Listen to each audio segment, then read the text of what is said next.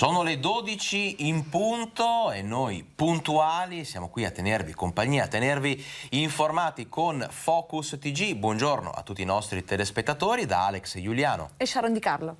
Anche oggi saremo in diretta fino alle 13:30, Sharon, con tanti servizi. Avremo un ospite, avremo collegamenti dal territorio, cronaca, attualità, curiosità, insomma. Un menù ricco. Un menù quanto mai ricco, però come di consuetudine noi apriamo con la cronaca che ci porta a Padova. Sì, a Padova, Alex, in particolare nella stazione centrale, perché ieri ennesimo episodio di violenza e lì per noi c'era il nostro Federico Fosetti. Vediamo.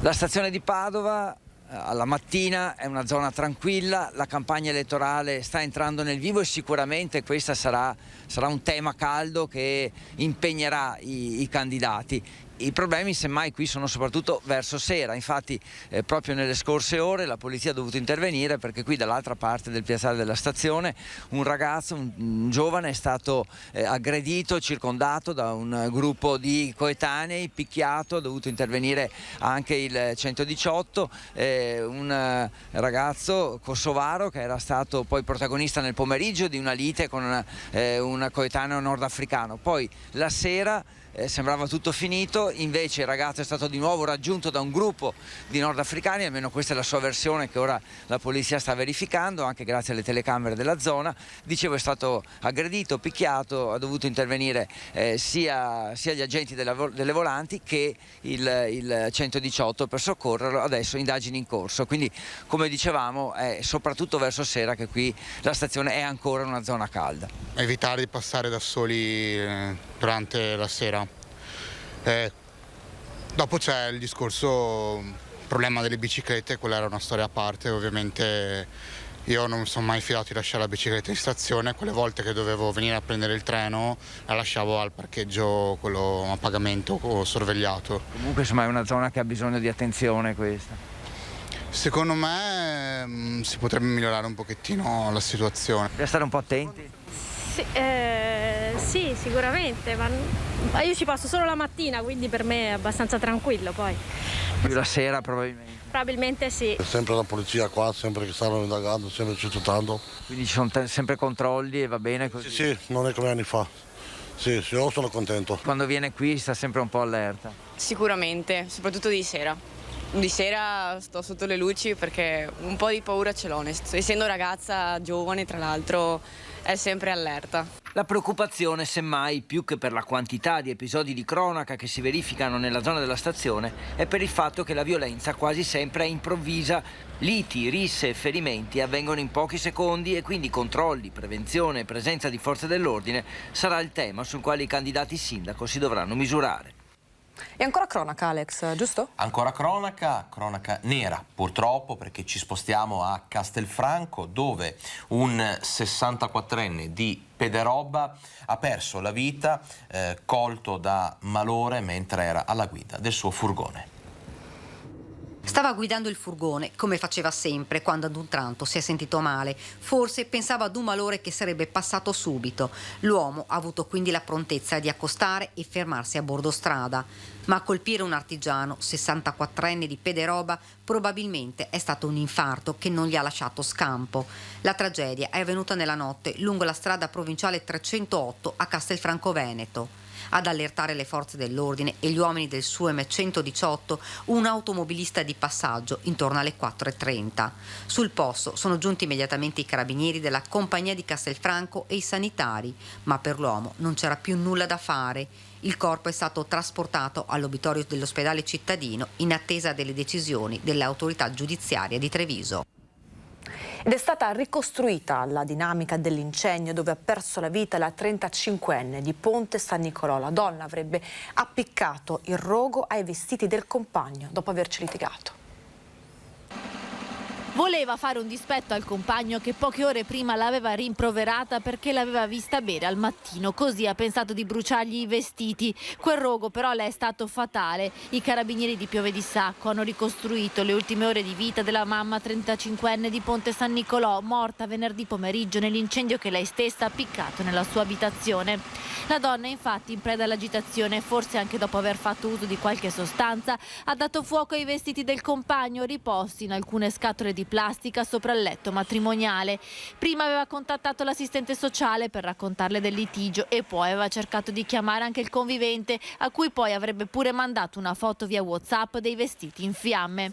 L'incendio però in pochi minuti ha preso il sopravvento. I fumi e forse l'alcol e le sostanze assunte hanno rallentato i movimenti della donna, che è svenuta prima di mettersi in salvo.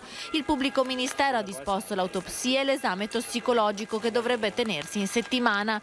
Il compagno e l'assistente sociale sono già stati sentiti dai carabinieri. I vicini di casa hanno confermato il litigio della coppia al mattino. Le urla sono state sentite da diversi condomini. La 35enne pare che da tempo soffrisse di depressione. Aveva 2 figli dal precedente marito, che al momento della tragedia non erano in casa con lei ma dal papà. E violenza ancora protagonista nel Padovano. Vi abbiamo raccontato dell'aggressione di sabato notte a Este ai danni di un minorenne in un bar del centro. Ebbene, la notizia è che l'autore di questa aggressione, un giovane marocchino di 21 anni, si è presentato spontaneamente alle forze dell'ordine. Si è presentato di sua volontà in caserma per raccontare la sua versione dei fatti. A 21 anni è nato in Italia da una famiglia di origine marocchina, giovane che sabato notte ha accoltellato un 17enne in un locale della centrale piazza Matteotti di Este. Secondo una prima ricostruzione, il minorenne era nel bar gestito da cinesi con alcuni amici quando si è reso conto di non avere più il portafoglio con all'interno alcune centinaia di euro. A quel punto tutti avrebbero indicato nel giovane marocchino presente nel locale il possibile autore del furto. La tensione sarebbe salita in un attimo, parole grosse, spintoni. I due si sarebbero poi incontrati qualche minuto dopo nel bagno del locale. Proprio in quel momento il giovane marocchino avrebbe estratto un coltello e ferito all'addome il minorenne. Soccorso dagli amici, il 17enne sarebbe stato accompagnato in un locale vicino dove sarebbe stato soccorso e curato prima da un'infermiera presente, poi dal 118. Ferite guaribili in qualche giorno per il giovane. Una versione diversa sostiene l'aggressore, che lunedì mattina si è presentato ai carabinieri e adesso attende di essere interrogato dall'autorità giudiziaria di Rovigo competente per territorio. Le indagini dei carabinieri nel frattempo continuano. E continuiamo anche con la cronaca, ma ci spostiamo a Vicenza perché la finanza ha arrestato 2 cittadini albanesi, sequestrato 20 kg tra cocaina, marijuana, hashish e un'arma detenuta illegalmente. Il tutto dopo un folle inseguimento in A4. Sequestrati in totale 20 kg di droga e arrestati in flagranza di reato per traffico di sostanze stupefacenti 2 cittadini albanesi già aggravati da precedenti specifici, mentre un terzo è ricercato. È il bilancio di un'indagine articolata delle Fiamme Gialle di Vicenza. Lo stupefacente sequestrato, destinato alle zone del centro cittadino, una volta immesso nel mercato avrebbe fruttato all'organizzazione criminale un guadagno di 1 milione di euro. L'arresto di uno dei 2 è stato possibile dopo un inseguimento a folle velocità avvenuto il 31 marzo, in cui l'auto dei fuggitivi, anziché fermarsi all'ALT, ha continuato la fuga in autostrada, saltando le barriere di protezione dello svincolo di Vicenza per imboccare la direzione di Montebello Vicentino, dove il conducente è stato bloccato, mentre il passeggero è riuscito a scappare. All'interno del mezzo un borsone con 12 kg tra marijuana e hashish. Da lì la perquisizione di un immobile dal quale erano stati visti uscire i 2 cittadini albanesi, dove è stata rinvenuta altra droga, 7 kg di cocaina, 1 chilo di marijuana, materiale per il confezionamento dello stupefacente e denaro in contanti, in euro e franchi svizzeri. All'interno dell'abitazione anche una pistola Beretta, poi risultata rubata. Pertanto è scattato il secondo arresto per traffico di stupefacenti, detenzione illegale di armi e ricettazione di un soggetto albanese presente sul luogo che aveva la disponibilità dell'immobile perquisito, mentre sono ancora in corso le ricerche del terzo soggetto che si è dato alla fuga al termine dell'inseguimento. E adesso continuiamo a parlare di episodi di violenza, risse, maltrattamenti e droga. Ci spostiamo nel veneziano. Ebbene, tutto ciò è costato l'espulsione a 2 cittadini stranieri. Risse, maltrattamenti, droga, soltanto alcuni dei reati commessi negli anni da 2 cittadini stranieri che sono stati espulsi dall'Italia e rimpatriati nei giorni scorsi dagli agenti dell'Ufficio Immigrazione della Questura di Venezia nei loro paesi d'origine, con destinazione Tirana, in Albania. Il primo, sebbene in Italia da diversi anni, si è reso responsabile di maltrattamenti in famiglia e da ultimo era stato arrestato per detenzione e spaccio di droga. I numerosi precedenti hanno determinato il rifiuto del permesso di soggiorno e la successiva espulsione. Il secondo, entrato in Italia nel 2015 da minorenne, non ha mai regolarizzato la propria posizione sul territorio nazionale e ha collezionato numerosi precedenti per spaccio e reati contro il patrimonio, per i quali è stato più volte arrestato. E ora una piccola pausa pubblicitaria, ma ci vediamo tra poco con ancora tantissime news. A fra poco.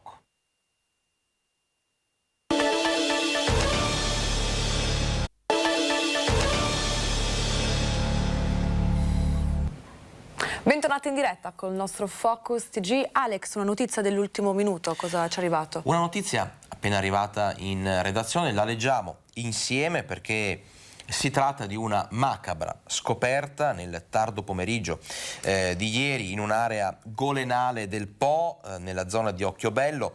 La siccità di questi giorni ha fatto riaffiorare un corpo mutilato chiuso in un borsone. I carabinieri hanno delimitato l'area del ritrovamento e pochissime sono le informazioni che stanno emergendo.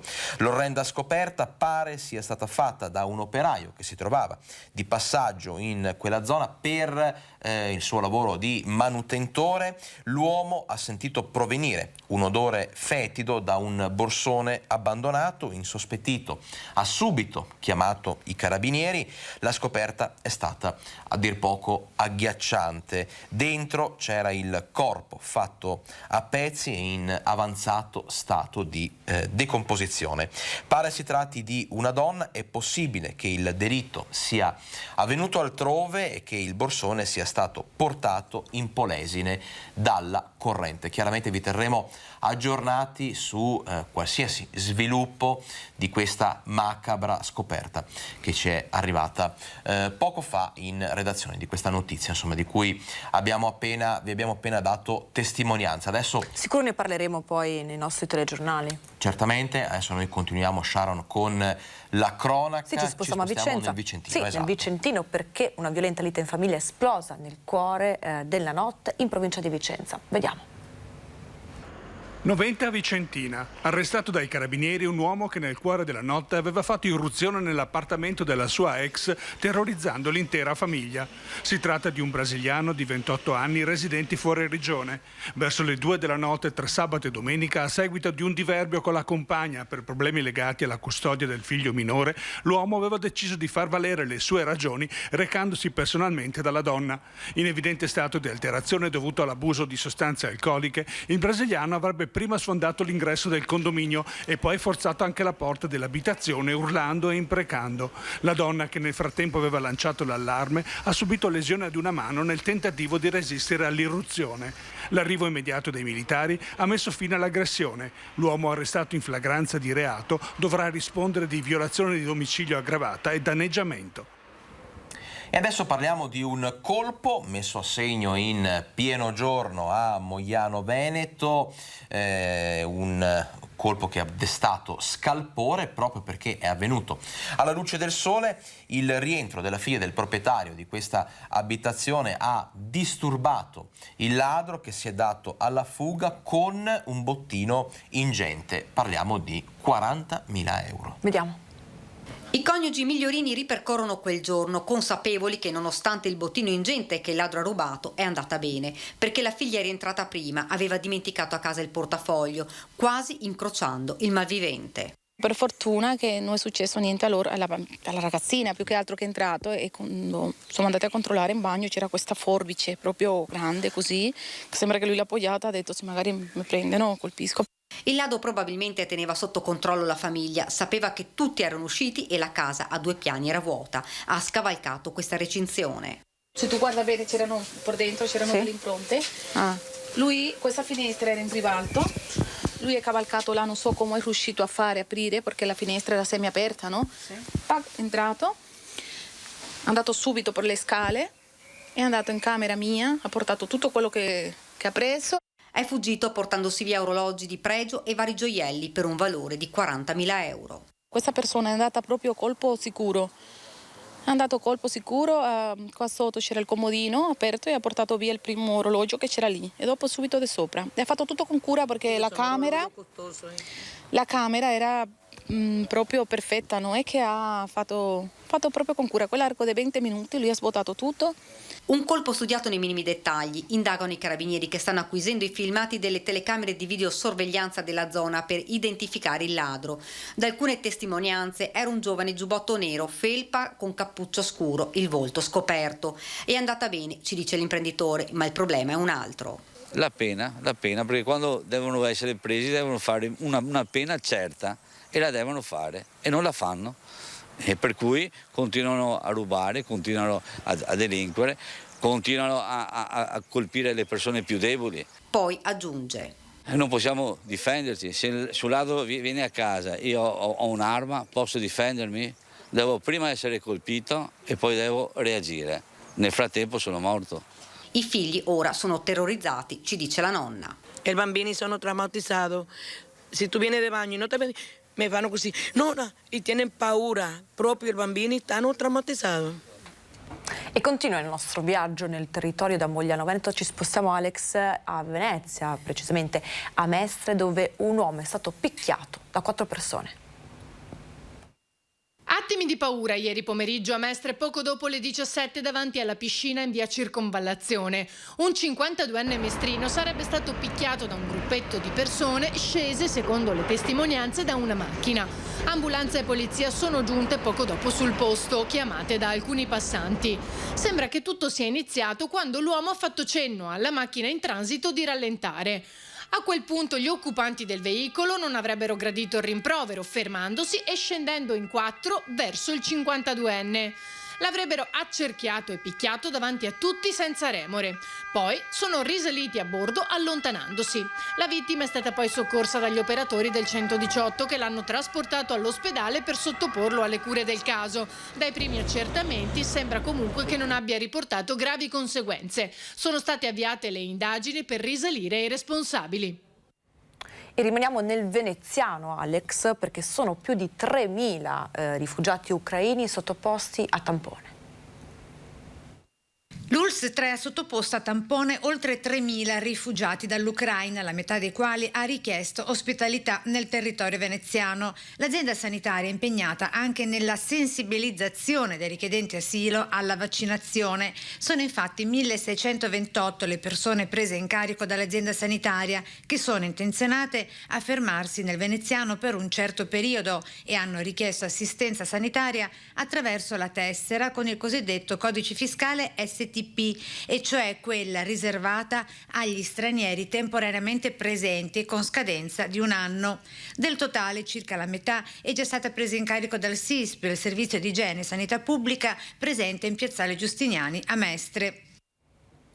E adesso una notizia che fortunatamente ha un suo lieto fine, perché una donna ha cercato di togliersi la vita lanciandosi dal ponte tibetano a Valli del Pasubio, ma è stata miracolosamente salvata nella notte. A dare l'allarme ai carabinieri il figlio della donna, una 59enne di Schio, che aveva trovato al rientro a casa una lettera di addio della madre. Ebbene, dopo aver allertato i carabinieri, i militari sono riusciti a individuare la donna ancora in vita, anche se in stato di ipotermia e con possibili traumi. Imbarellata, la 59enne è stata recuperata e trasportata all'ospedale Santa Chiara di Trento in prognosi riservata. Le squadre sono rientrate verso 00:30. Bene, Alex, direi Positiva come notizia. E invece continua la mobilitazione del progetto dei nidi comunali di Venezia. Oggi il personale ha scioperato per un'ora. Secondo i sindacati dell'amministrazione non sta risolvendo i problemi del personale. Secondo il comune i sindacati stanno invece facendo disinformazione. Rimane teso il rapporto tra Comune di Venezia e i sindacati sulla gestione dei nidi comunali. Le lavoratrici hanno scioperato per un'ora a fronte di una situazione che CGIL e UIL definiscono grave. L'amministrazione comunale non rispetta nemmeno quello che dice. Eravamo arrivati a un accordo proprio per evitare lo sciopero e venissero fatte 5 assunzioni a gennaio. Siamo a aprile e le assunzioni sono solo 3. Nemmeno il personale che è stato sospeso non vaccinato è stato sostituito a suo tempo. Le sezioni dei lattanti sono quelle più in difficoltà. Ci sono situazioni anche con 12-13 bambini con unica educatrice. Una lettura della situazione diametralmente opposta a quella del Comune. Secondo l'assessore Laura Besio, i sindacati stanno facendo disinformazione. Non è vero che il Comune non assume, piuttosto è vero che non assume indeterminati come qualcuno vorrebbe. Non è vero che il Comune non rispetta i rapporti numerici, li rispetta nella giornata e non minuto per minuto come qualcuno vorrebbe. Non è vero che trasferendo le maestre, spostandole si agevolano i contagi, perché il concetto della bolla, peraltro da oggi superato, viene introdotto proprio per arginare il tracciamento, ma non per impedire o limitare il contagio. Besio respinge l'accusa secondo la quale la dirigente del servizio ha punito le educatrici che hanno scioperato abbassando la loro valutazione. Le valutazioni sono state abbassate, spiega, perché oltre un centinaio di educatrici hanno disertato l'attività di formazione. Da quando in qua un sindacato si permette di chiedere alle proprie iscritte di non crescere professionalmente? Allora sono io, da mamma, a scusarmi oggi con tutti quei genitori che hanno dovuto per l'ennesima volta rivedere la propria gestione familiare alla luce dell'ennesimo sciopero. Da sindacato ribattono invece come lo sciopero sia stato organizzato per creare pochi problemi alle famiglie. È uno sciopero molto ridotto di una sola ora per cercare di dare meno difficoltà alle famiglie. Il Comune di Venezia all'ultimo punto dell'agenda, anzi forse anche fuori agenda, sta mettendo i bambini. Questa non è una città per bambini. Cambiamo argomento, parliamo di quella che è la crisi che sta vivendo il nostro territorio per quello che riguarda i rincari delle bollette, ma non solo, per tutte le problematiche. In mattinata c'è stata una riunione delle province venete con le categorie sociali per preparare un documento da portare, da inviare al governo. Gli effetti dei rincari dell'energia sulle materie prime, il problema principale che i nostri parlamentari veneti porteranno a Roma. Vediamo.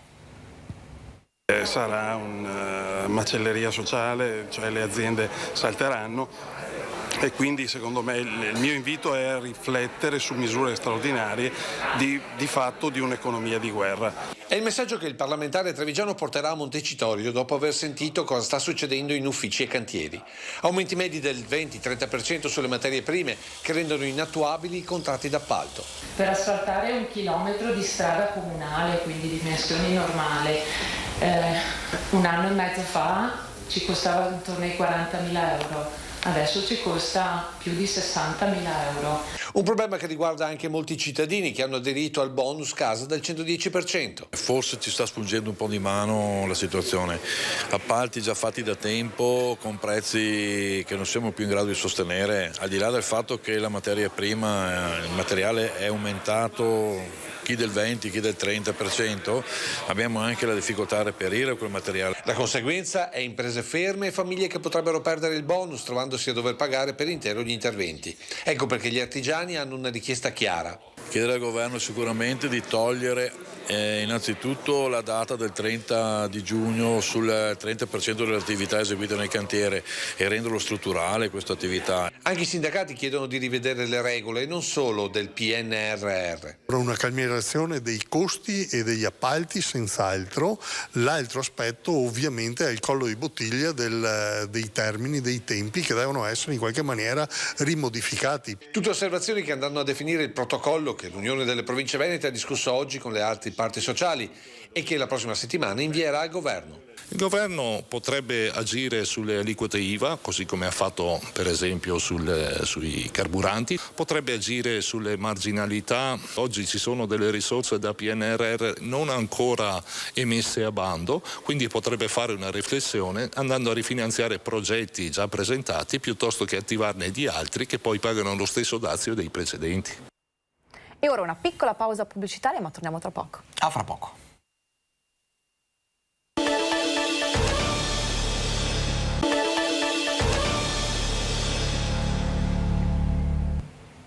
(12:30) puntuali, rieccoci con il nostro Focus TG in diretta, lo saremo fino alle 13:30, sta per raggiungerci un graditissimo ospite. Sveliamo? Lo sveliamo, Eric Pasqualoni, il sindaco di Carmignano di Brenta, per fare il punto della situazione insieme a lui, ad esempio su tematiche come il rincaro dei costi, delle bollette, insomma le difficoltà che stanno vivendo le piccole, medie amministrazioni comunali, amministrazioni locali. Noi continuiamo, Sharon, a parlare di rincari, però rincari di che tipo adesso? Sì, perché la guerra in Ucraina, l'abbiamo visto in questi giorni, ne abbiamo parlato tanto, grandissimo aumento dei prezzi alimentari e il pranzo di Pasqua costerà alle famiglie 300 euro in più. Che si scelga di cucinare in casa o di andare al ristorante, tra aumenti di frutta, ortaggi, carne e uova, festeggiare la Pasqua costerà alle famiglie almeno il 10% in più. Un aumento stimato dalla CNA del Veneto in circa 300 euro. L'agroalimentare è uno dei settori più colpiti dai rincari provocati dalla guerra in Ucraina. I prezzi di grano, mais, olio di girasole e fertilizzanti si sono triplicati e potrebbero salire ancora. La difficile situazione aggravata dalla crisi Russia-Ucraina ci deve convincere a ragionare in un'ottica di sistema, partendo dall'agroalimentare attraverso l'artigianato fino alla ristorazione, perché tutti stiamo subendo un aumento esasperato dei prezzi, che si ripercuoteranno nei confronti del consumatore finale, che in questo momento farà difficoltà e dovrà limitare i propri acquisti. Secondo il segretario della CNA del Veneto, Matteo Ribon, è necessario un cambio di prospettiva, di riappropriarsi di spazi agricoli e commerciali delegati alle importazioni, perché stiamo pagando un prezzo altissimo alla nostra dipendenza strutturale di forniture estere di grano duro, tenero e mais, campi nei quali Ucraina e Russia giocavano un ruolo fondamentale che oggi si è interrotto. Noi siamo convinti che da questo punto di vista bisogna agire in un ragionamento di sostegno a livello europeo e ripensare anche il nostro modello, il nostro modus operandi in un'ottica di autonomia alimentare. Assieme alla Regione, la CNA sostiene il cosiddetto decreto salvafiliere Made in Italy e più in generale un recovery fund dedicato all'agroalimentare che attivi aiuti straordinari per raggiungere l'autonomia alimentare almeno a livello europeo. E diventa sempre più difficile andare a fare la spesa, il rincaro sui generi di prima necessità è sotto gli occhi di tutti. Noi adesso ne parliamo nel prossimo servizio, perché questo caro consumi, con l'aumento dei costi delle materie prime, sta mettendo in difficoltà tante famiglie. Tanti sono appunto i generi alimentari che sono diventati più cari, frutta e verdura in primis. Adesso che c'è anche qui che viene fuori nuove dall'Argentina o cosa, però per quello che ha subito l'incidenza più grande, perché ha preso una ghiacciata ancora aprile scorso e perciò che sta poca produzione e quello che ha subito maggiore incremento di aumento del prezzo. Però le persone le chiedono. Sì, molto meno rispetto all'anno scorso, però sì, chiedono. Eppure le pere al fruttivendolo costano circa 6 euro al chilo. I rincari sono dovuti al carburante, alla siccità, alla stagionalità. Si sentono anche nei mercatini, dove volutamente non si vendono più certi prodotti. Le persone, purtroppo noi siamo costretti a non rispondere male, ma con un po' di sufficienza, alle persone che vogliono il pomodoro, la zucchina, vogliono la melanzana, perché non è stagione. Quanto costano di più questi? No, ma neanche non te lo so dire, voglio dire, no. Un esempio, un pomodoro si può avere un 4 euro, 5 euro al chilo, ma è assurdo, no? Il pomodoro lo mangiamo da maggio fino a dicembre, una zucchina è simile. Ha aumentato tanto, ad esempio l'insalata, io posso parlare perché l'insalata la prendo per compravendita, perché è una cosa che non riesco a produrre io. Insalatina da taglio, ci vogliono serie automatizzate che io non ho, e quanto costa in più uno percentuale? Percentuale è andato a aumentare intorno al 12-13%, che insomma, parlando di insalate comunque è una cosa leggera e devi prenderne in quantità, è un aumento che si vede. Ecco che rivolgersi ai produttori locali rappresenta una scelta obbligata.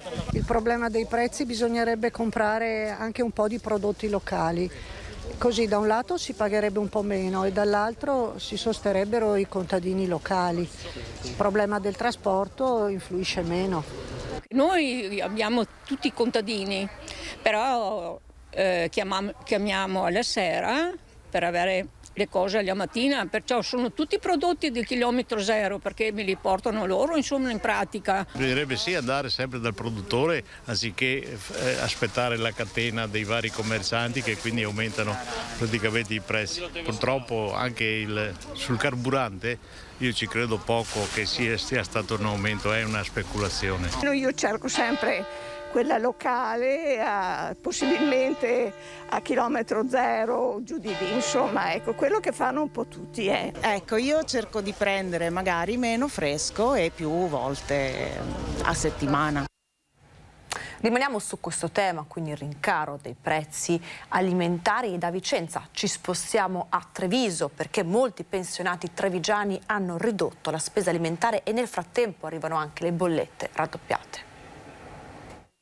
Ormai si sta andando verso i generi di prima necessità, quelli che costano meno, lasciando perdere quello che prima normalmente si acquistava settimanalmente. Risparmiare su tutto, anche sul cibo. I rincari generalizzati costringono i pensionati trevigiani, a cominciare da quelli che percepiscono gli importi più bassi, a tagliare sugli alimentari, visto che sugli affitti non si può e la spesa energetica è molto meno controllabile. E continuiamo a vedere bollette che sono raddoppiate. Non è uno scherzo questo, sono proprio raddoppiate, perciò i pensionati stanno tirando la cinghia da questo punto di vista e ci sono delle persone che non si stanno riscaldando come prima, per dirla proprio tutta. Non riscaldarsi, non nutrirsi adeguatamente rischia di influire anche sullo stato di salute dei più anziani che già nei 2 anni di pandemia si sono presi meno cura di sé. Siamo arrivati a questo punto, chi ha la possibilità economica si cura, può avere come posso dire, una situazione migliore per il futuro,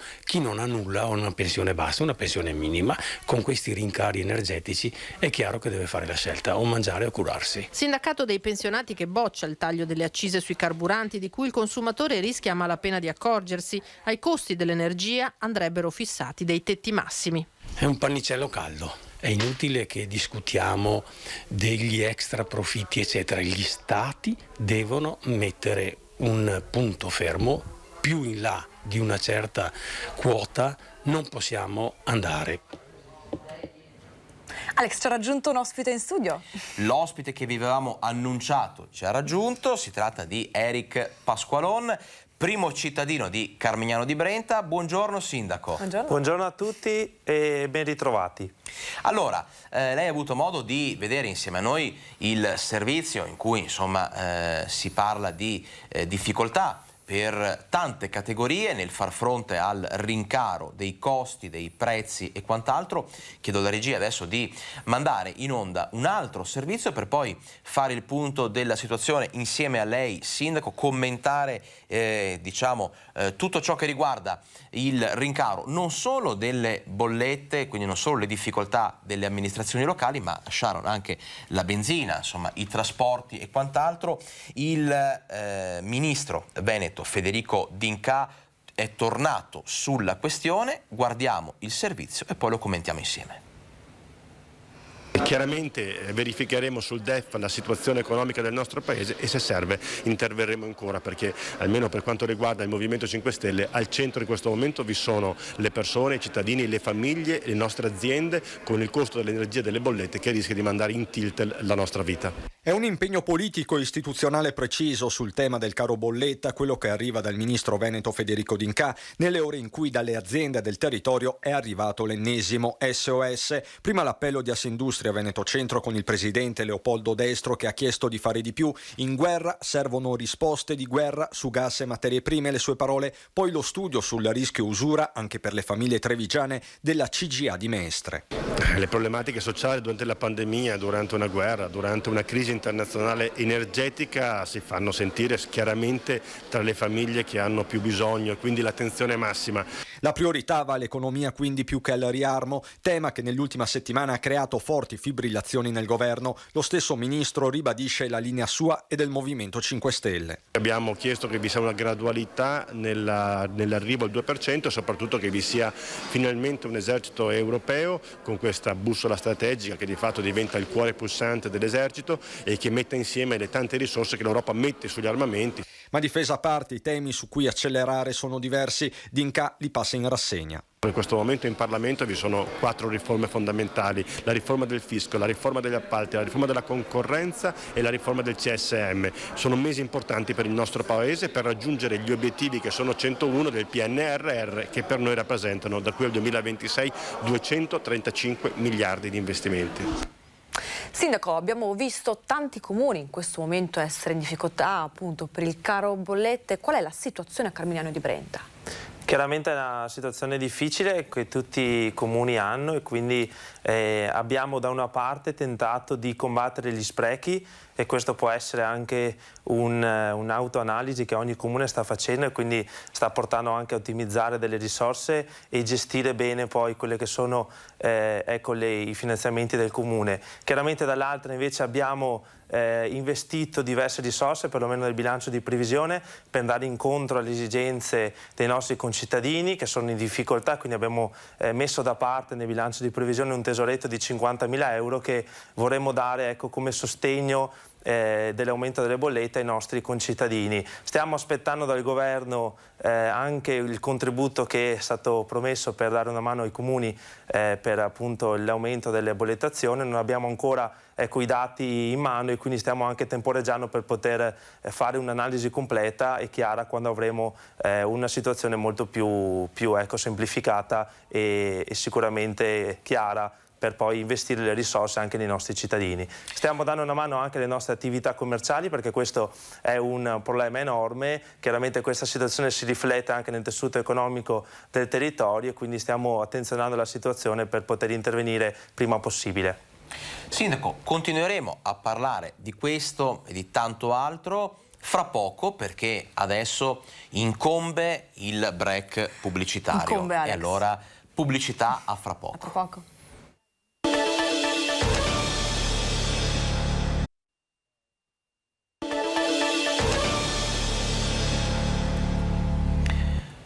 Sono quasi le 12.45. Sì, quasi, bentornati in diretta con il nostro Focus TG. Siamo ancora in compagnia del nostro ospite Eric Pasqualone, sindaco di Carmignano di Brenta. Ci eravamo lasciati sulla discussione relativa al rincaro dei costi, delle bollette, insomma delle spese per le famiglie ma anche per le amministrazioni comunali. Sindaco, da punto di riferimento insomma, per i propri cittadini, da persona che ha un filo diretto con appunto le persone che vivono giornalmente nel suo comune, quali sono magari le testimonianze, le richieste di aiuto che le vengono presentate, insomma, che le vengono fatte in comune?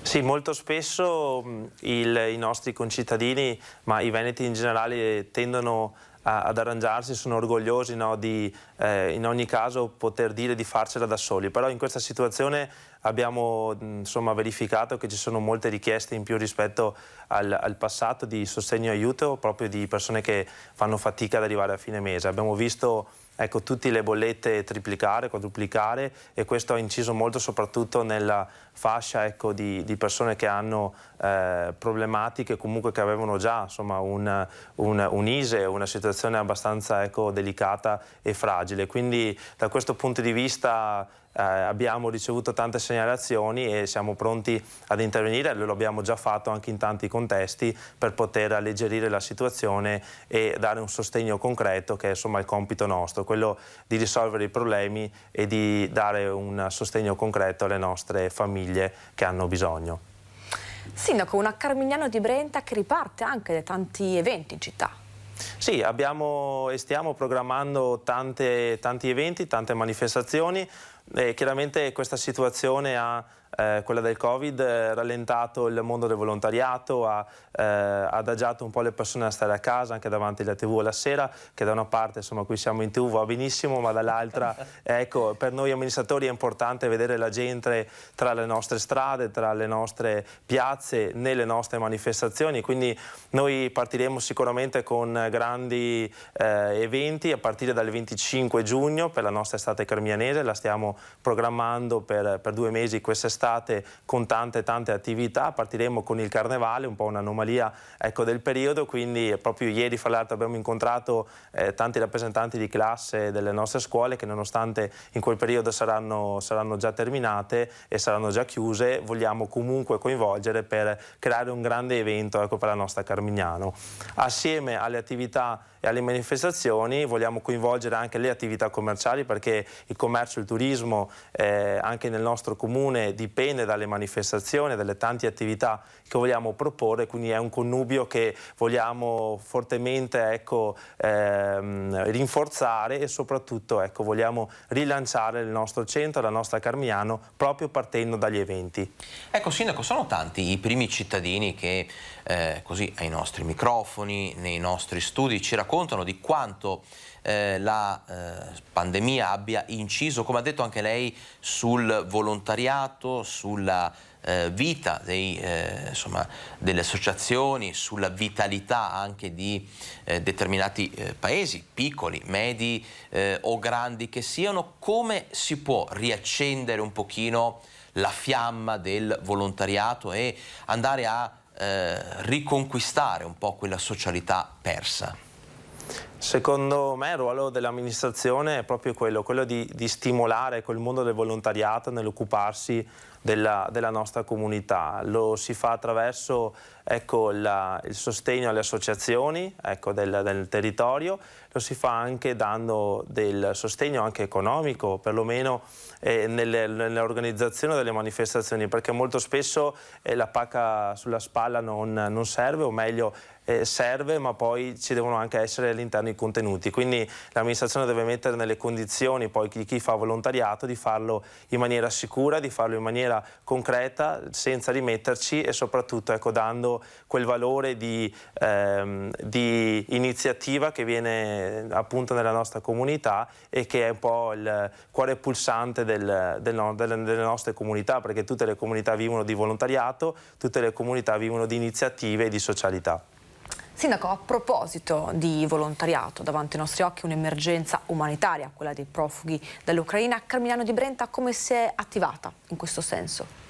Carmignano di Brenta è stato molto solidale come tantissimi comuni del nostro territorio. Da subito abbiamo organizzato attraverso un'azienda locale, la Sage Group di Franco Traverso, questa raccolta alimentare che abbiamo direttamente portato in Polonia, in un campo di accoglienza profughi, appunto attraverso la grande macchina del volontariato che si è mossa per il sostegno a queste popolazioni tragicamente colpite dalla guerra. È stata veramente una grande prova di solidarietà che insomma ci ha anche commosso, grazie anche all'aiuto della Protezione Civile che ci ha dato una mano nella raccolta e nello smistamento di tutti i materiali, e credo che anche nelle disgrazie, nelle tragedie si veda il cuore ecco, dei nostri comuni veneti, quelli che sono sempre pronti a dare una mano agli altri a prescindere ecco, dalle etnie, a prescindere dalle situazioni particolari, e soprattutto lo si fa con il cuore attraverso queste iniziative concrete.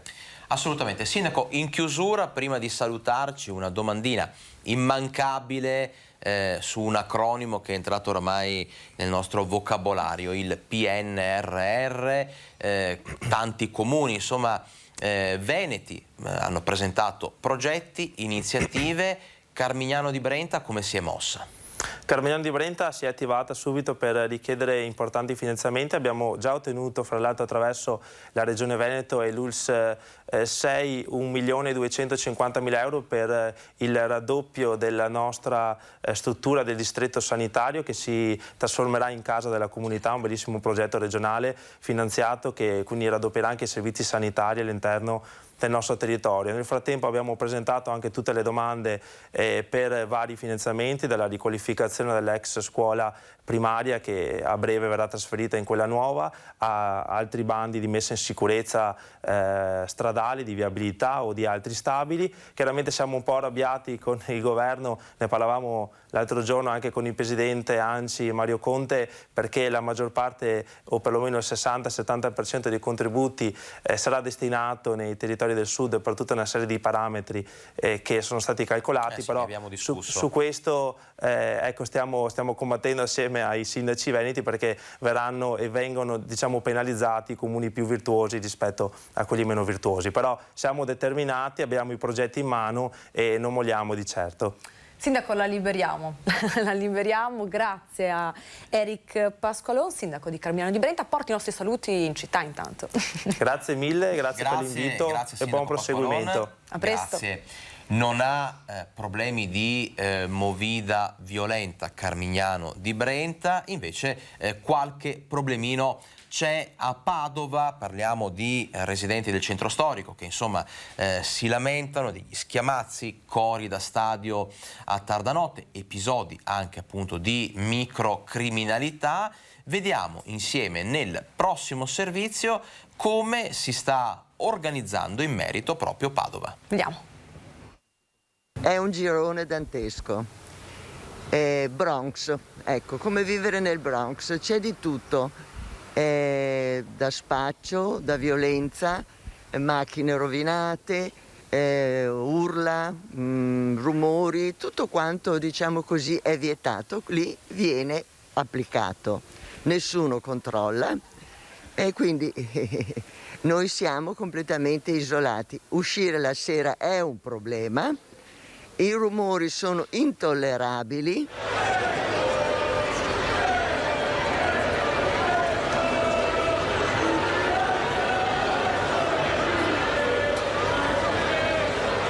Da stadio a tarda notte sotto le finestre delle abitazioni è la maleducazione a non essere più tollerata, spiegano i residenti di Piazza Capitaniato e Piazza dei Signori. Un conto è il divertimento, un altro la mancanza di rispetto per chi vive in centro storico.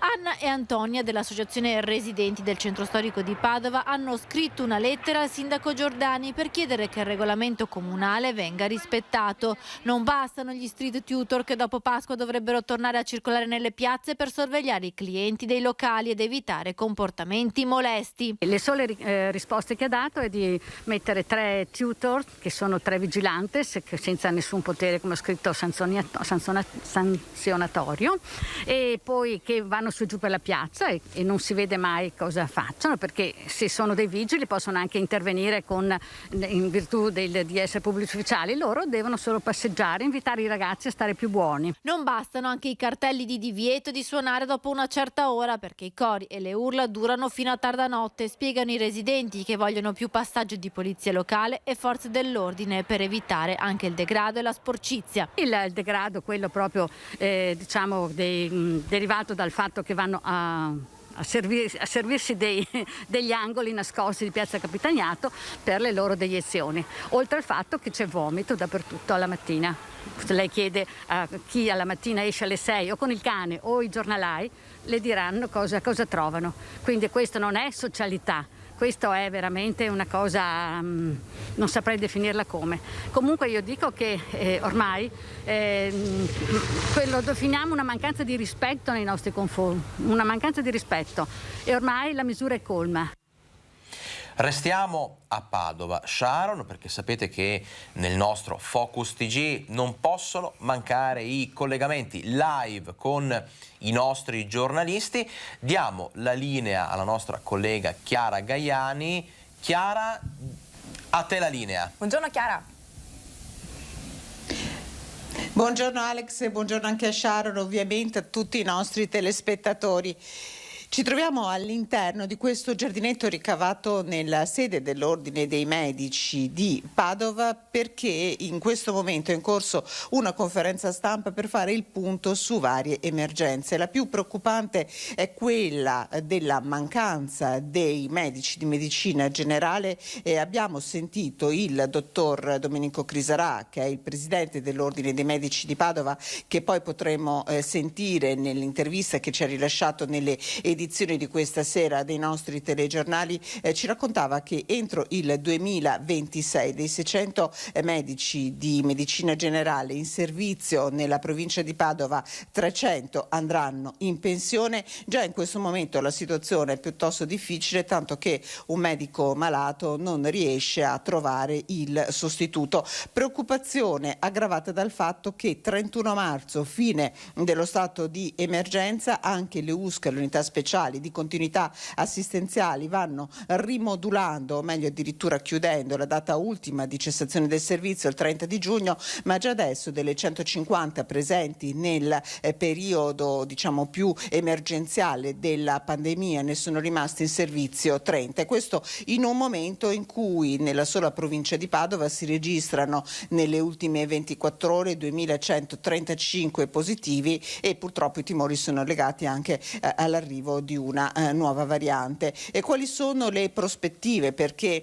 ovviamente i medici seduti al tavolo hanno dato anche delle prospettive per quanto riguarda il futuro. Innanzitutto il potenziamento di quella formula di medicina territoriale di gruppo che già è operativa in alcune zone non solo della provincia di Padova ma anche in alcune zone del Veneto, che quindi garantisce un mutuo soccorso tra specialisti all'interno dello stesso gruppo di medici, e poi che il medico torni a fare il medico. Quante volte anche noi ci siamo trovati nella situazione di avere davanti un professionista che di fatto poco fa di quella che è l'attività per cui ha studiato, ma deve fare il segretario, deve fare delle operazioni diverse. Quindi all'interno di queste medicine di gruppo garantire anche la presenza di personale di tipo amministrativo e di personale infermieristico e di operatore sociosanitario, quindi uno sviluppo, un nuovo modello di medicina generale. Il primo allarme, pensate, su quella che sarebbe diventata l'emergenza che ci troviamo a vivere era stato lanciato già nel 2002, quindi parliamo di 20 anni fa.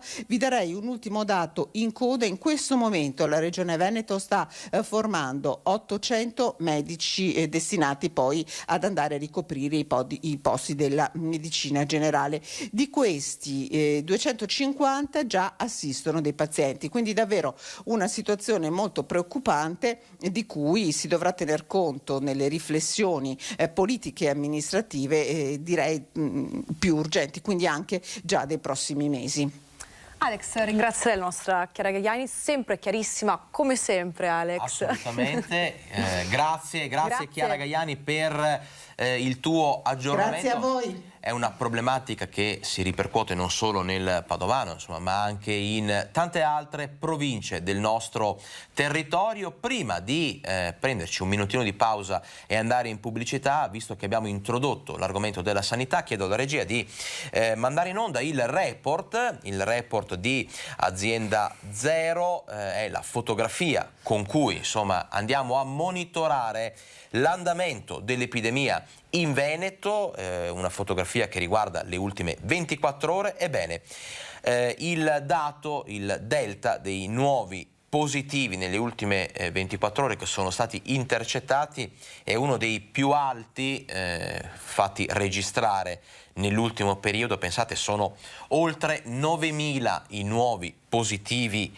Covid nelle ultime 24 ore, che fanno schizzare il dato dei casi attualmente positivi a oltre 80.109 in Veneto, quindi numeri sicuramente importanti che sottolineiamo ancora una volta, ci obbligano a mantenere sempre alta l'attenzione. Noi però andiamo a vedere altri dati, altri numeri che commentiamo insieme. Sono numeri che hanno un doppio risvolto, uno positivo e uno negativo. Quello negativo sicuramente riguarda i ricoveri in area non critica, 24 ricoveri in più nelle ultime appunto 24 ore, quindi nella giornata di ieri, però calano in maniera anche sensibile, anche importante le terapie intensive, -5 nelle ultime 24 ore, quindi questo testimonia che si tratta di infezioni, ricoveri che insomma hanno una entità più lieve, che non va a incidere sulla terapia intensiva, quindi non manda in sofferenza gli ospedali. E poi il numero, ahimè, sempre difficile da commentare, quello dei decessi, 7 decessi nelle ultime 24 ore. Sharon. Sì Alex, io manderei la pubblicità, che dici? Piccola pausa e ci vediamo torniamo con tutte le altre notizie.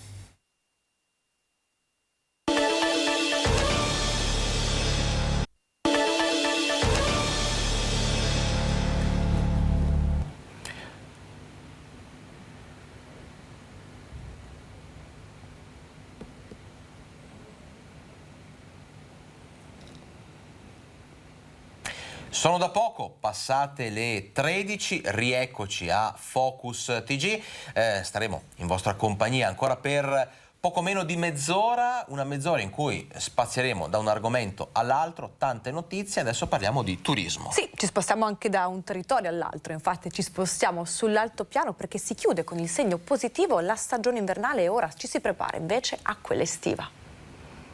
Stagione turistica invernale sull'altopiano di Asiago ormai conclusa, nonostante le ultime eccezionali spruzzate di neve di questi giorni.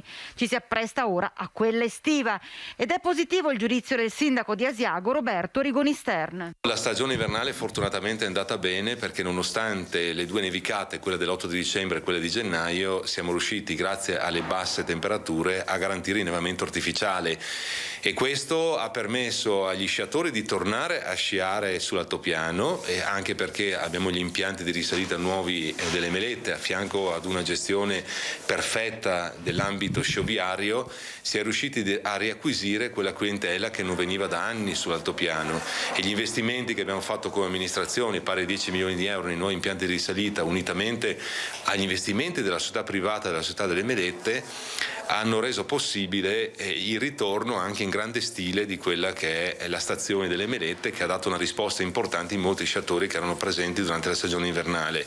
Ci stiamo preparando adesso per la stagione estiva con molte iniziative culturali. Voglio ricordare l'inaugurazione della mostra di Ligabue che avremo il 27 maggio, che sarà una mostra di ripresa delle iniziative culturali del nostro territorio. Si vede già la voglia che ha la gente di tornare a una quasi normalità.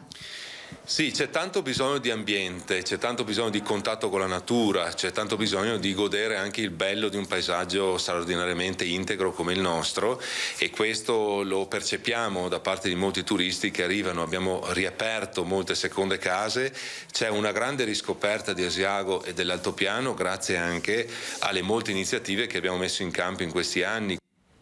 E a meno di 2 settimane dalla Pasqua riparte la stagione anche nel veneziano, anche al Lido di Venezia. Aprono gli hotel, anche quelli a 5 stelle, pronti ad accogliere clienti di lusso, ma su di loro c'è l'incognita della guerra. Vediamo. Aprile è davvero il mese della ripartenza per il turismo al Lido di Venezia. Aprono gli hotel, anche quelli 5 stelle lusso, si attendono gli eventi, Biennale d'arte, Salone Nautico e la Pasqua. I segnali che arrivano dal nord Europa non sono dei più incoraggianti e dei migliori, ma per contro però c'è una risposta di tanta gente che ha gran voglia di lasciare dietro le spalle periodi brutti, periodi di chiusura, periodi in cui non si è potuto uscire, periodi in cui abbiamo indossato la mascherina anche in casa. Sembrerebbe che ci siano premesse per una buona apertura, lo sono state già i segnali per il Carnevale di Venezia, ce l'auguriamo tutti, confidiamo che non accada nulla di nuovo. Certo che, come dire, però, vivere nell'attesa e non poter far nulla di più di quello che facciamo per questo Lido, che meriterebbe altro, è veramente un po' ci getta un po' dello sconforto. Anche in centro storico c'è molto ottimismo. Aiutare artigiani, aiutare piccoli produttori per giustamente dare a loro questo respiro che gli servono, e anche a noi di portare sempre novità ai nostri clienti. E sono convinto che i prossimi mesi, e l'abbiamo visto adesso da un po' di settimane, i prossimi mesi io li vedo comunque un momento che non sarà facile, però di positivo, di sicuro. Dobbiamo comunque esserci anche noi, crederci e soprattutto continuare a portare idee nuove e a spingere il nostro territorio, il nostro Triveneto. Dal Lido di Venezia ci spostiamo a Montebelluna perché sono in molti a chiedere che il comune acquisisca la storica Villa Bertolini in centro città, soprattutto ora che sarà battuta all'asta a 1/3 del suo valore. Un affare per Montebelluna è l'acquisto di questa villa del Cinquecento con annesso parco di 18.000 metri quadri in centro città. E l'affare sta nel prezzo, che domani sarà battuto all'asta da 640.000 euro. Decisamente poco, anche solo per l'edificio da quasi 800 metri quadri su 3 piani, a cui vanno aggiunti oltre 700 metri quadri tra barchessa e porticato. Il suo valore da perizia del tribunale è di oltre 2.250.000 euro e il miglior acquirente sarebbe il comune, che già possiede gli 11.000 metri quadri della parte nord del parco. Comune che tra l'altro può esercitare il diritto di prelazione. In tanti da giorni stanno facendo pressione su sindaco e giunta perché Montebelluna non si lasci sfuggire questo affare, ma anche per evitare che poi, magari in mani private, non diventi una speculazione edilizia. Dal canto suo oggi pomeriggio il sindaco chiarisce. Il comune non parteciperà all'asta, sappiamo quant'è la base d'asta, sappiamo anche che il comune ha il diritto di prelazione, quindi eventualmente poi faremo le nostre valutazioni all'interno della maggioranza, se e come acquisire la villa. I timori del sindaco sono tutti economici. La base d'asta è sui 648.000 euro e questa è solo la base d'asta, poi ovviamente la villa ha bisogno di restauri che saranno vincolati anche da quanto sarà dettato dalla sovrintendenza, quindi lei può ben capire che i costi poi potrebbero lievitare notevolmente, ben più del prezzo della base d'asta. In ogni caso Montebelluna si tiene comunque una porta aperta, come si dice, sulla villa. Noi abbiamo il diritto di prelazione da esercitare entro 20 giorni dalla comunicazione che ci verrà effettuata dalla sovrintendenza, quindi faremo le nostre valutazioni in merito. Ci spostiamo ora nel Vicentino, pugno duro sugli immobili abbandonati e sui proprietari, lo ha annunciato ieri qui a Focus TG il questore di Vicenza, Paolo Sartori.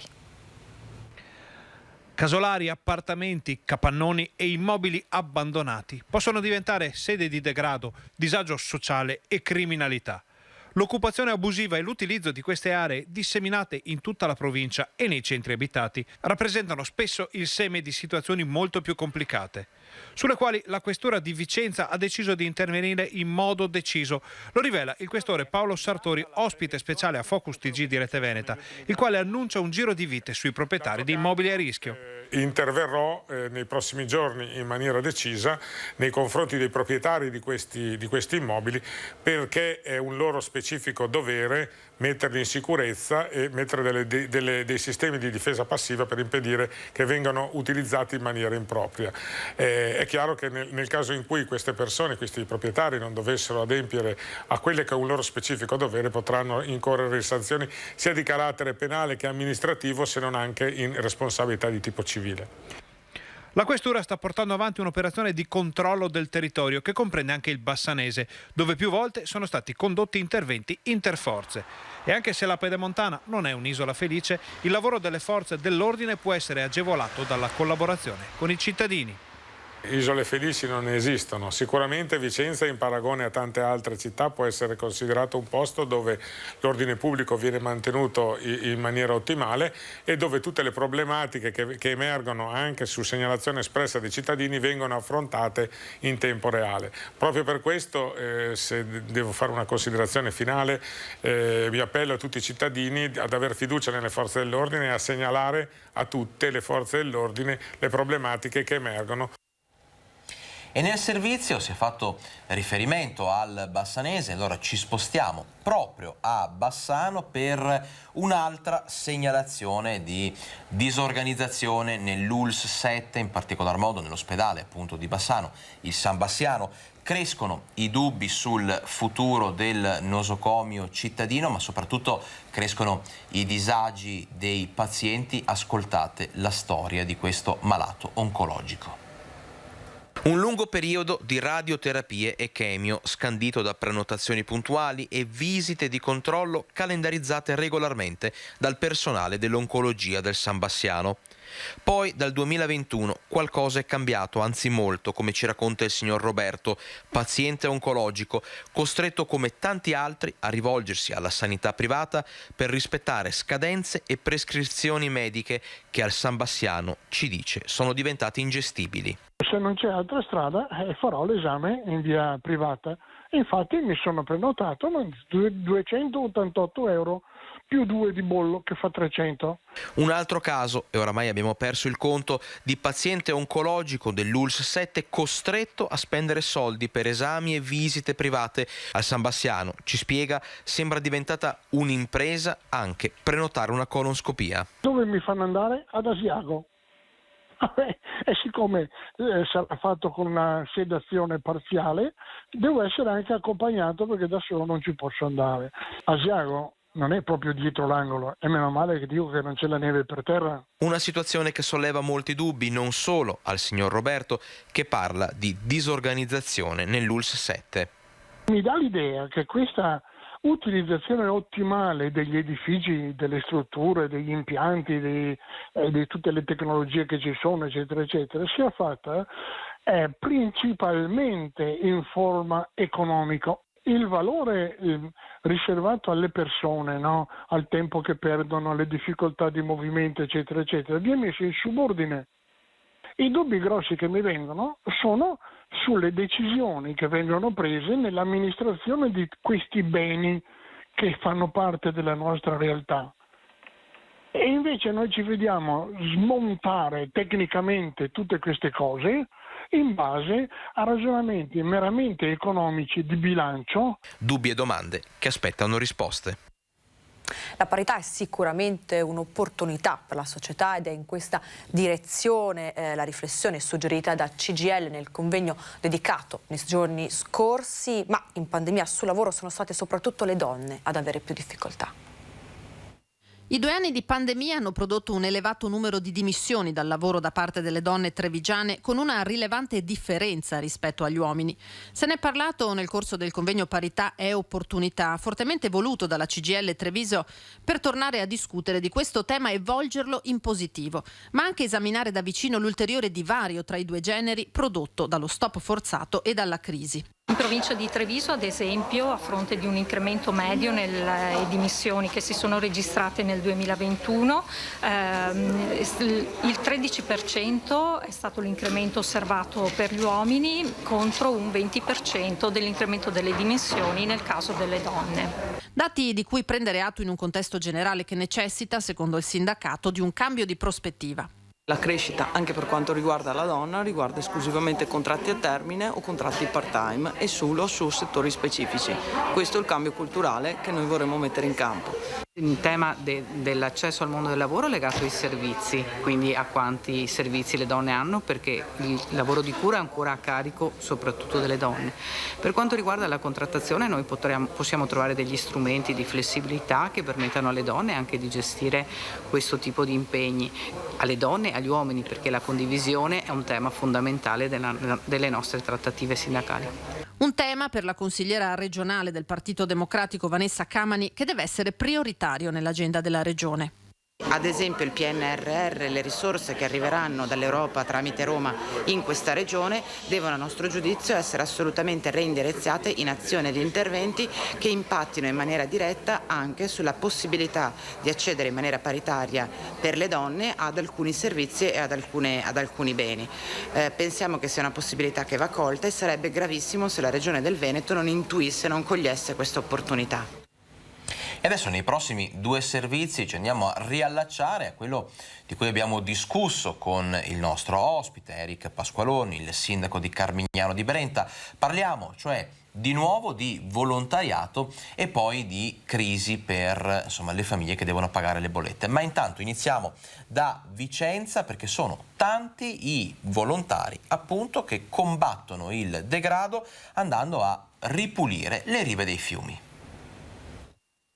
Con aiuto di pescatori ci siamo prodigati alla pulizia dei fiumi e delle sponde, quindi del Bacchiglione e del Retrone, con particolare intervento molto impegnativo nella Ponte Pustera, dove ci sono le pale di mulino. Lì l'attività è stata veramente molto faticosa. Per fortuna, con l'intervento di pescatori che si muovono nell'acqua con i loro barchini chiamati bellibotte, sono riusciti a intervenire in quella parte del fiume. La drammatica situazione dei fiumi a causa della siccità sta accentuando la concentrazione degli inquinanti, in particolare della plastica che si sta accumulando nei filtri e nelle strettoie dei corsi d'acqua. Una cinquantina di volontari sta continuando il lavoro anche oltre le giornate ecologiche dedicate, consapevoli del danno fatto dai rifiuti abbandonati. Bottiglie e sacchetti inquinano anche i corsi d'acqua dei parchi storici, come i Giardini Salvi, dove il comune attende i fondi del PNRR per una riqualificazione che interessa anche il corso d'acqua della Seriola.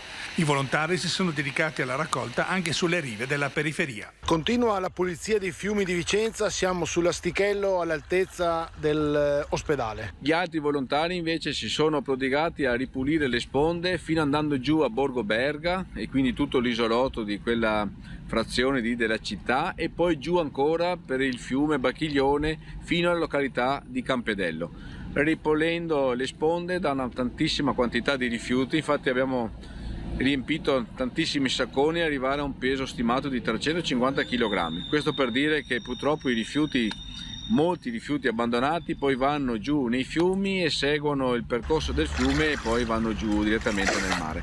Dobbiamo renderci conto che il danno di rifiuto abbandonato nell'ambiente è gravissimo anche quando incontra l'acqua dei nostri fiumi.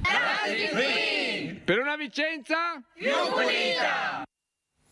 Come anticipavi tu, Alex, torniamo a parlare di un altro dei temi caldi, il caro bollette. Come dice appunto la CGA di Mestre, in Veneto ci sono 200.000 famiglie non in grado di pagare. Prima il Covid, ora il caro bollette. Il rincaro dei prezzi e dei carburanti sta mettendo a dura prova la tenuta economica delle famiglie, in particolar modo di quelle che si trovano nella condizione di povertà energetica, che non riescono quindi a pagare le bollette. Secondo l'elaborazione dell'ufficio studi della CGA, sui dati del rapporto OIPE 2021, si stima che in Italia ci siano 4 milioni di nuclei in difficoltà. In Veneto la frequenza di povertà energetica oscilla tra il 6 e il 10%, quindi rientrano in questa fascia di vulnerabilità un numero minimo di 125.000 fino a un massimo di 208.500 circa. Famiglie che si trovano nella impossibilità di procurarsi un paniere minimo di beni e servizi energetici, riscaldamento, raffrescamento, illuminazione, utilizzo di elettrodomestici. Vista la scarsa disponibilità economica, spesso questi nuclei sono costretti a scegliere: o si mette assieme il pranzo con la cena o si pagano le bollette.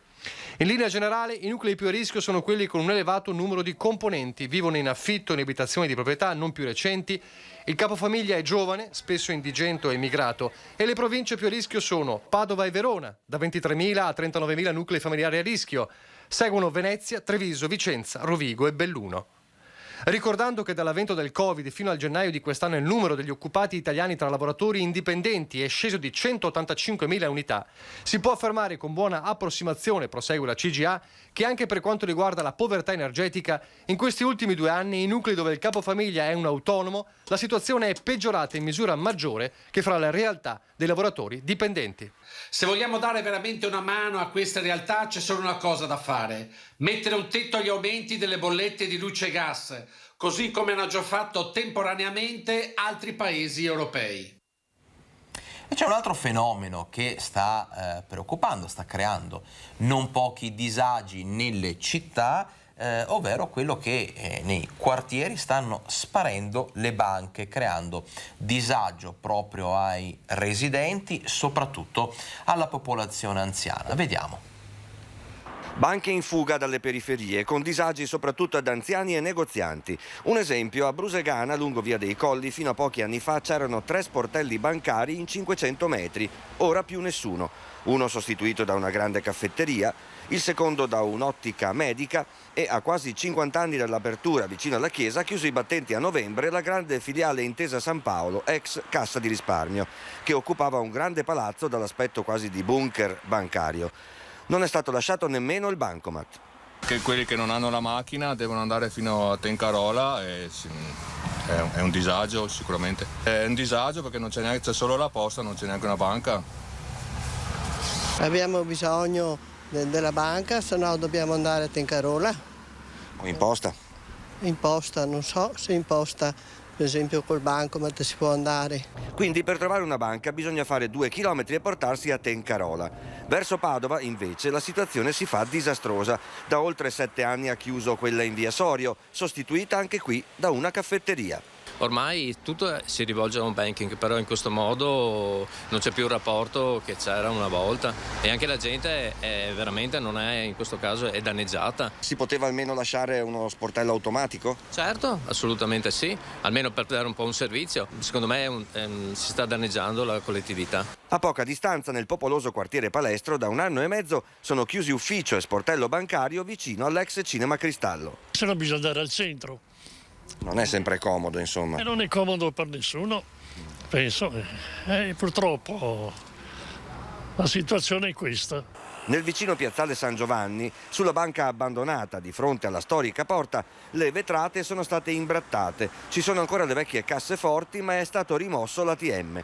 A fianco resiste un ultimo sportello bancario che però, attenzione, al martedì e giovedì non è aperto al pubblico e, ci ha detto un negoziante, l'estate scorsa chiuse perfino per ferie. E ora apriamo la pagina della cultura e ci spostiamo a Venezia perché è stato presentato ieri l'allestimento del padiglione Venezia in occasione della Biennale d'Arte, un progetto che parla di cambiamento e metamorfosi. Se l'arte deve aiutare ad affrontare i momenti difficili, questo è il momento. Dal 23 aprile al 27 novembre sarà aperto il padiglione Venezia in occasione della 59esima esposizione internazionale d'arte della Biennale. All'oro è il titolo, simbolo del cambiamento, della metamorfosi in ogni sua accezione, come quando Daphne si trasformò nella pianta per sfuggire al dio Apollo.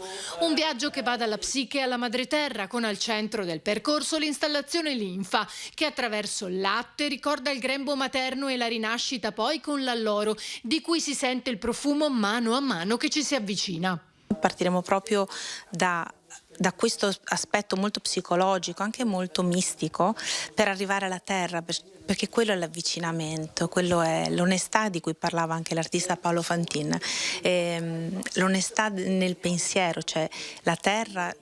Ritornare alla madre terra ci aiuta tantissimo a trovare un equilibrio con noi stessi. L'abbiamo provato con questi ultimi tempi, col Covid, quando eravamo molto lontani, avevamo bisogno proprio della terra. Sono piccoli passi, non grandi proclami, piccoli passi, un passo dietro l'altro, come disorientarsi, non è che tu sei disorientato, fai dei passaggi, ecco, questi sono piccoli passi per guardare il futuro. I visitatori saranno accolti dagli studenti di Ca' Foscari e dello IUAV, i ragazzi sono protagonisti. E i giovani che abbiamo coinvolto sia dal punto di vista sia con l'università, sia chi poi si occuperà del progetto grafico, sia chi poi ha vinto il concorso, si sono dimostrati veramente molto attenti e desiderosi di ricominciare. Per loro è stato un periodo molto difficile, trovare giovani così attivi e così entusiasmati dal progetto per me è un'enorme soddisfazione, ma anche ricchezza per la città, per il padiglione. Questo padiglione parte con l'idea del coraggio del disorientamento in un tempo che invece chiederebbe certezza, è forse anche quel coraggio di disorientarsi che hanno i giovani, no? Che magari chiedono a noi risposte e noi per avere risposte dobbiamo essere visionari, cioè dobbiamo guardare oltre dopo aver fatto un passaggio serio all'interno di noi stessi. La risposta è questa, non parliamo, rispondiamo con dei fatti. È l'orario giusto per parlare di eccellenze gastronomiche perché insomma è stato davvero un grande successo. Formaggio in Villa, l'edizione che si è da poco conclusa, pensate, ha portato oltre 70.000 persone, visitatori, appassionati a Cittadella per quella che è stata una rassegna su non solo i formaggi ma appunto tante eccellenze venete. Vediamo tutto nel prossimo servizio. Buona la prima per Formaggio in Villa. L'edizione 2022, che ha portato la Kermesse nazionale per la prima volta nel centro di Cittadella, non sarà stata baciata dal meteo, ma ha raccolto comunque decine di migliaia di presenze nei 4 giorni dalla manifestazione.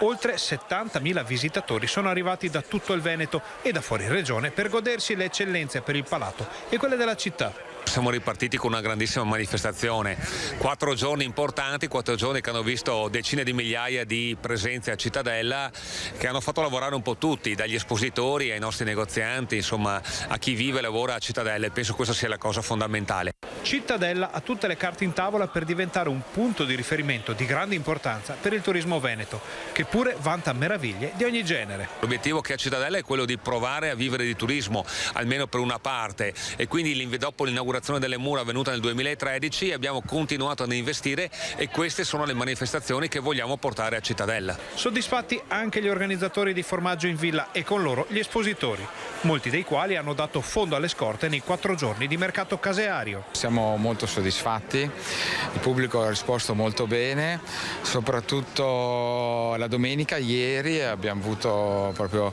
la piazza e le strade del centro, il quadribio che ospitava più di 140 espositori, tutte piene, gremite, ma soprattutto siamo contenti perché sono contenti gli espositori, che molti hanno il banco vuoto oggi, sono qui per dire ci siamo ancora. E per chi si fosse collegato da poco, Alex, rileggiamo i dati Covid. Assolutamente, siamo in chiusura, però c'è tempo per riguardare insieme il report di Azienda Zero. Oramai lo sapete, siete diventati tutti quanti degli esperti nel leggere queste tabelle. Si tratta della fotografia dell'andamento della curva epidemiologica in Veneto nelle ultime 24 ore, il delta dei casi positivi, quindi i nuovi positivi intercettati ieri, fa segnare un numero più alto rispetto a quello degli ultimi giorni. Si tratta di 9.080 nuovi positivi, quindi più di 9.000 persone che hanno insomma, effettuato il test e sono risultati positivi al Covid nelle ultime appunto 24 ore. Il dato degli attualmente positivi in Veneto supera le 80.000 persone, 80.109. Andiamo a vedere gli altri numeri, che sono quelli che andiamo a monitorare giornalmente. Più 24 i ricoveri in area non intensiva, anche questo un numero che testimonia come il virus sia ancora presente, però scendono in maniera importante le terapie intensive, meno 5 nelle ultime 24 ore, 7 purtroppo i decessi. Alex, davvero tutto per oggi, che dici? È tutto, appuntamento a domani, sempre con Focus TG alle ore 12. A domani!